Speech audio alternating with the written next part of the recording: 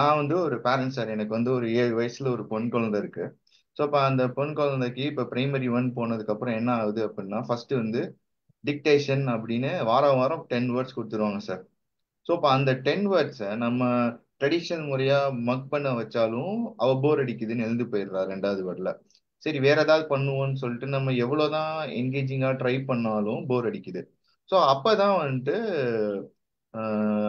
ஏஐல வந்து open AI வந்து chat ஜிபிடியில 4ல வந்து பிளக்இன்ஸ் அறிமுகப்படுத்தினாங்க. இமேஜ்னா ஜெனரேட் பண்ண முடியும்னு அறிமுகப்படுத்தினாங்க. ஸோ அப்ப இந்த வேர்ட்னா இப்படி வரும் பாரு பாப்பா பாரு பாப்பா அப்படின்னு இமேஜ் ஜென்ரேட் பண்ணும்போது அவளுக்கு ஆர்வம் வர ஆரம்பிச்சிடும்னா, நம்ம ஏன் இந்த ஒரு சின்ன பிளகின் கம்ப்யூட்டரும் இவ்வளவு இன்டராக்ட் பண்ணட்டும், ஸ்பெல்லிங் வேர்டை கத்துக்கட்டும் அப்படின்னு ஆர்வம் ஆரம்பிச்சது என்னோட வேலையை வந்து கம்மி பண்ணிடுச்சு. ஸோ இப்போ எனக்கு ஸ்பெல்லிங் டெஸ்ட் வந்துருச்சு அப்படின்னா அதை வந்து இந்த ஆர்டிஃபிஷியல் இன்டெலிஜென்ஸை என் பொண்ணுக்கு சொல்லிக் கொடுக்கும். அது எப்படா சொல்லிக் கொடுக்கும்னு நீங்க கேட்கலாம். ஸோ அதுக்கு தான் வந்துட்டு அந்த பிளகின்ல வந்து நான் இன்ஸ்ட்ரக்ஷன் கொடுத்துருப்பேன். ஸோ இப்போ ஃபண்டமெண்டலா நம்ம மேனுவலா என்ன பண்ணுவோம்? ஃபர்ஸ்ட் 10 வேர்டை ஸ்கேன் பண்ணுவோம். அப்புறம் ஒரு ஒரு வேர்டுக்கும் போயிட்டு இது எப்படி ஃபோனட்டிக்கா ஸ்ப்ளிட் பண்றது, சவுண்டு சொல்லி கொடுக்கறது, இந்த வேர்ட் எல்லாம் எப்படி சொல்லி கொடுக்கறது, அப்புறம் அதுக்கு ஏதாவது படங்கள்னா நம்ம இன்டர்நெட்ல இருந்து தேடி டவுன்லோட் பண்ணி எடுத்து வைப்போம். இப்ப இதுவே வந்து எனக்கு ஆர்டிபிஷியல் இன்டெலிஜென்ஸ் துணை கிடைச்சிடும்னா ரொம்ப ஈஸி ஆயிடுச்சு. நம்ம மேனுவலா என்ன பண்ணுவோமோ அது ஆங்கிலத்துல ஸ்டெப் பை ஸ்டெப்பா எழுதுனேன். அதை ஃபீட் பண்ணுவோம்னா அது எனக்கு ஒர்க் ஆக ஆரம்பிச்சிருச்சு. ஸோ இப்போ அந்த டெமோவை பார்ப்போம். நான் ஃபுல் டிக்டேஷன் வேர்ட்ஸ் போடல. டெமோக்காக நான் ஷார்ட்டா 5 வேர்டு வச்சிருக்கேன் சார். லைக் இது மாதிரி தான் கொடுப்பாங்க ஸ்கூல்ல. ஸோ நான் வந்துடும்னா பிரைமரி ஒன் அப்படின்னு நான் கிரியேட் பண்ணேன். ஸோ வந்ததுக்கு அப்புறம் இதை அப்லோட் பண்ணோன்னே அது சாட் ஜிபிடி கிட்ட நான் ஒரே ஒரு கமாண்ட் தான் கொடுப்பேன். ஏன்னா இதை நான் ஆல்ரெடி சொல்லிட்டேன், இந்த கமாண்ட் வந்துச்சுன்னா இந்த மாதிரி பண்ணு அப்படின்னு. So help to teach my daughter this week spelling test அப்படின்னு கொடுத்துருக்கேன். ஸோ இப்போ என் பொண்ணை பக்கத்தில் உட்கார வச்சிருக்கேன். அப்போ என்ன பண்ணும் அப்படின்னா, let start with teaching each word one by one அப்படின்னு.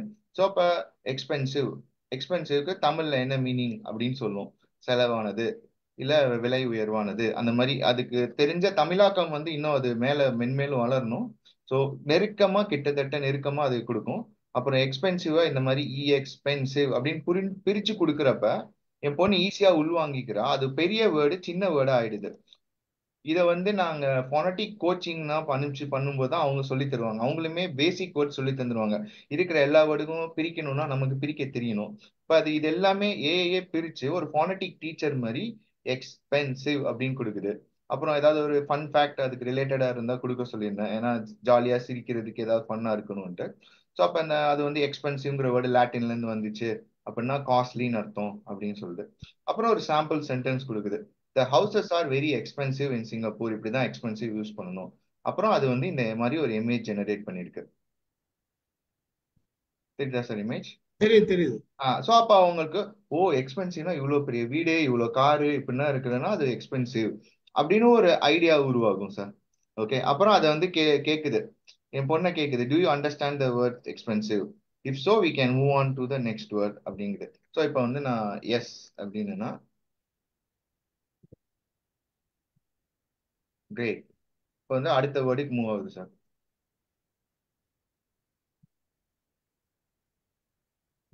அடுத்த வேர்டு வந்து எம்டி. ஸோ அப்ப எம்டி பாத்தீங்கன்னா காலியான. அப்ப அதுக்கு அதே விளக்கம் தான் சார். திரும்ப போனட்டிக் எக்ஸ்பிளனேஷன் எல்லாமே வருது சார். ஓகே. ஸோ இப்ப இந்த இடத்துல பாத்தீங்கன்னா எம்டில வந்து இதை வந்து எம்னு நம்ம சொல்லுவோம், டீன்னு சொல்லுவோம். அப்ப பாத்தீங்கன்னா இதுல யூவையும் நம்ம சொல்ல மாட்டோம், ஒய்யையும் நம்ம சவுண்டிங்ல சேர்த்துக்க மாட்டோம். ஓகே. அப்ப வந்து நான் அதை வந்து திருப்பி கேள்வி கேட்பேன். என் பொண்ணு இது வந்து பண்ணியிருக்கா, அதனால எனக்கு தெரிஞ்சது. Do does E and M are sorry E and Y are silent in the word empty அப்படின்னு.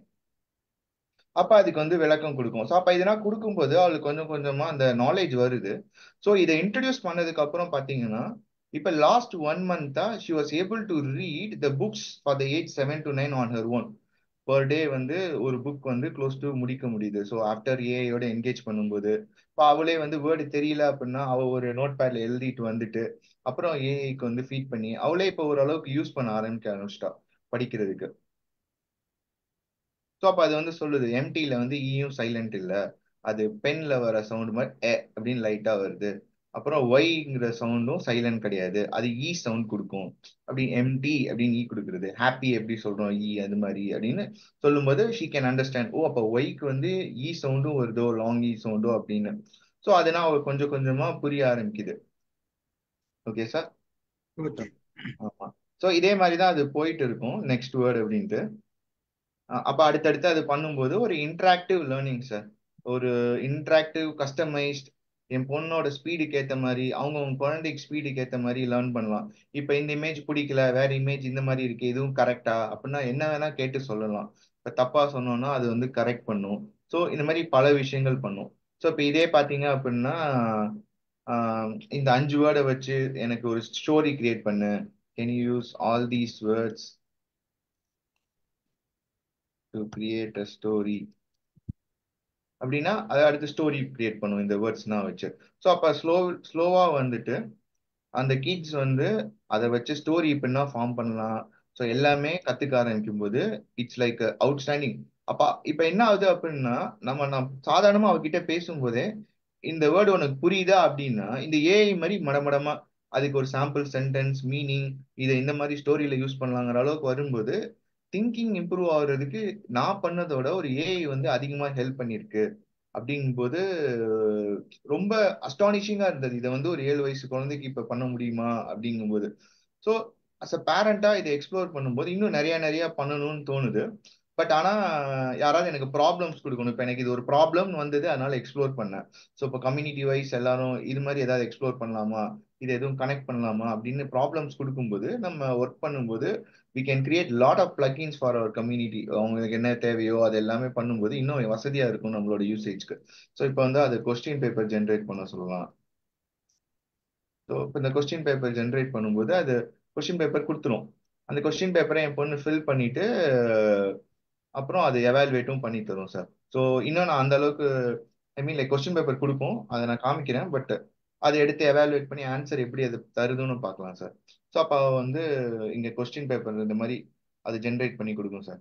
ஸோ அந்த கொஸ்டின் பேப்பர் கொடுக்கும்போது என் பொண்ணு வந்து அதை வந்து ஃபில்அப் பண்ணி தரணும். ஸோ நான் அநேகமாக க்ரோம் மட்டும்தான் யூஸ் பண்ணியிருக்கேன். ஸோ இப்போ இந்த இடத்துல அது எப்படி கொஸ்டின் பேப்பர் ஜென்ரேட் பண்ணியிருக்குன்னா மீனிங் மட்டும் கொடுத்துருக்கு சார் இங்க. ஸோ இப்போ ம். இந்த மீனிங்கை வச்சு என் பொண்ணு வந்து என்ன வேர்டுன்னு கெஸ் பண்ணி இங்கே எழுதணும். ஸோ இப்போ அதை எழுதிட்டா இப்போ பாருங்க மீனிங் ஃபர்ஸ்ட் முடிஞ்சிச்சா, அடுத்து sentence the houses are very dash. So sentence fill பண்ணும். அப்புறம் ட்ரூ ஆர் ஃபால்ஸ், எக்ஸ்பென்சிவ்னா இது கரெக்டா அப்படின்னு விதவிதமா வந்து அது கொஸ்டின் கொடுக்கும். இப்போ எக்ஸ்பென்சிவ்லேயே பார்த்தீங்கன்னா நடுவில் blank கொடுத்து ஃபில் பண்ணு. ஸோ இந்த மாதிரி அந்த ப்ராக்டிஸ் கொஸ்டின் விதவிதமா அவ பண்ணும்போது she is not forgetting those words. இப்போ இதை ஆன்சர் பண்ணிட்டு இந்த ஷீட்டை நான் அப்லோட் பண்ணனா அதுவே எவாலுவேட் பண்ணி மார்க் எங்க கரெக்ட் பண்ணும் எல்லாமே சொல்லும் சார். ஃபார் எக்ஸாம்பிள் இப்போ இந்த இடத்துல வந்து ஒரு டெலிஃபோன் அப்படி இருக்குன்னா அது டி வந்து அப்பர் கேஸ்ல இருக்கணும், அப்பர் கேஸ்ல இருக்கணும்னு ஸ்ட்ரிக்டா சொல்லும். இப்ப நான் இருந்தேன்னா அதான் டி எழுதிட்டாலே அப்படின்னு லீனியண்டா விட்டுருவேன். அது சொல்லும்போது ஓ இதை நான் தப்பு பண்ணிட்டேன்னு அதை அவ அக்செப்ட் பண்ணிட்டு அடுத்த வாட்டி எழுதும்போது இது அப்பர் கேஸ்ல இருக்கணும் ஃபர்ஸ்ட் வேர்டு, அதுதான் அவளுக்கு ரியலைஸ் பண்றேன். நானா தான் சொல்லியிருக்க மாட்டேன் சார். இது மாதிரி நிறைய சின்ன மைன்யூட் மிஸ்டேக்ஸ் கூட அது கரெக்ட் பண்ணும்போது kids are like getting better understanding. So இதுதான் வந்து ஒரு ஃபர்ஸ்ட் டெமோவா காட்டணும்னு நினைச்சேன். இப்போ எல்லாருக்கும் வந்து ஒரு டவுட் இருக்கும் இந்த பிளகின் வந்து எப்படி கிரியேட் பண்ணோம் அப்படின்ட்டு. ஸோ அதையும் நான் காமிச்சிடுறேன்.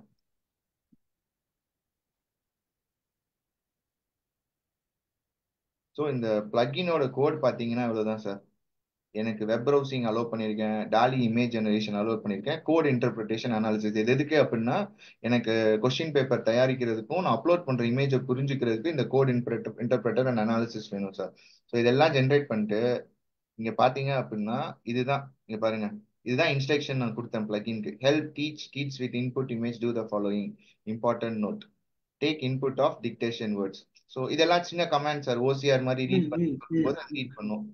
அப்புறம் இந்த டெக்ஸ்ட் இன்புட்டை எடுத்துக்கிட்டு என் பொண்ணுக்கு ஒரு meaning word in Tamil, spell the word with sound, spell the word with split up, give one fun fact, give an example sentence, allow kids to acknowledge they understand, after teaching create a story, அது மாதிரி generate a question paper இது மாதிரி கொடுக்கும்போது அந்த பேப்பரை answer பண்ணி அதை evaluate பண்றேன் சார். இவ்வளவுதான் சார். நமக்கு சிம்பிளா நம்ம என்ன டாஸ்க் மேனுவலா பண்றோமோ அதை உட்காந்து ஒரு பேப்பர்ல எழுதிட்டு இன்ஸ்ட்ரக்ஷனா அங்கே ஃபீட் பண்ணும்போது அதுக்கு ஏற்ற மாதிரி அது ஒர்க் அவுட் பண்ணும் ஆகும் சார்.